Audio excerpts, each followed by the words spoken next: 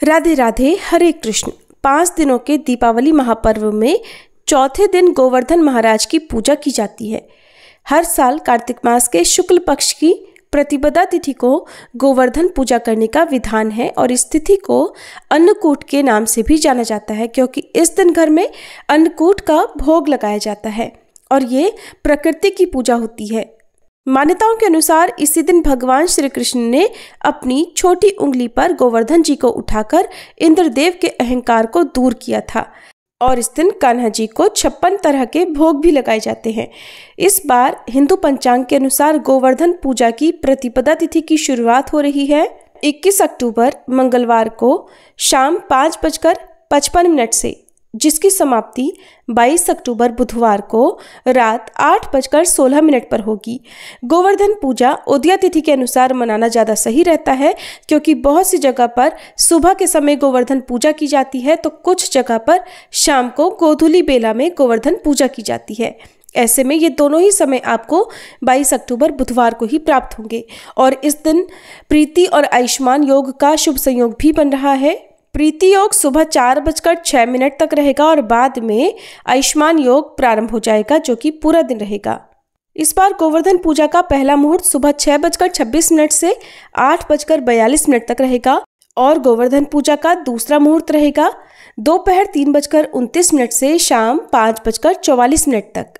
इस दिन राहु काल दोपहर 12 बजे से 1:30 बजे तक रहेगा और 22 अक्टूबर को गोधूली मुहूर्त शाम 5:44 से 6:10 तक रहेगा। इस समय में आप गौ माता की पूजा करके हो सके तो परिक्रमा अवश्य करें और गौ माता को हरा चारा खिलाएं, क्योंकि गौएं श्री कृष्ण भगवान को अत्यंत प्रिय हैं। गोवर्धन पूजा वाले दिन सुबह जल्दी उठकर घर और आंगन की साफ सफाई कर ली जाती है। कुछ लोग एक दिन पहले ही गोवर्धन बना लेते हैं, जिसमें गाय के गोबर से बहुत सारी आकृतियां बनाई जाती हैं, ताकि अगले दिन पूजा के समय तक गोवर्धन पूरी तरह से सूख सके। और गाय के गोबर से गोवर्धन पर्वत जैसा पर्वत की आकृति बनाई जाती है। साथ में श्री कृष्ण भगवान बनाए जाते हैं।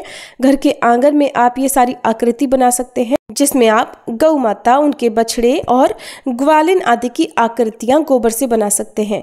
साथ ही दीपक, पुष्प, जल और अन्न अर्पित किया जाता है। और इसके अलावा जो करवा चौथ में सीके या सरैये उपयोग की जाती हैं, प्रयोग में लाई जाती हैं, वो भी आज के दिन गोवर्धन पूजा में चारों ओर खड़ी कर दी जाती हैं। अगर आपके यहाँ पर ऐसा नहीं होता है तो आप ना करें। इस दिन श्री कृष्ण भगवान की गोबर से आकृति बनाकर बहुत से लोग उनकी नाभि के बीच में थोड़ा सा गड्ढा बना देते हैं, जिसमें दीपक रखकर प्रज्वलित करते हैं। तो कुछ लोग गोवर्धन पर्वत की आकृति के बीच में गड्ढा करके गोल बनाकर और उसके अंदर दीपक रखकर प्रज्वलित करते हैं। साथ ही खीलों आदि से पूजा करते हैं और परिवार के सभी सदस्य धूमधाम से गोवर्धन पर्वत की परिक्रमा करते हैं। इस दिन गोवर्धन पर्वत की परिक्रमा करने से साक्षात गोवर्धन जी की परिक्रमा करने का पुण्य प्राप्त हो जाता है। और इस दिन 56 भोग लगाकर सभी लोगों में बांटकर स्वयं भी ग्रहण करें और दान दक्षिणा किसी ब्राह्मण को या गरीब परिवार में बांटें। इससे घर में सुख समृद्धि बढ़ती है।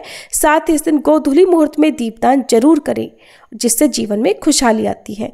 ये थी आज की वीडियो। उम्मीद है आपको पसंद आई होगी। अगर अच्छी लगी हो तो वीडियो को लाइक करके कमेंट बॉक्स में हरे कृष्ण जरूर लिखिएगा।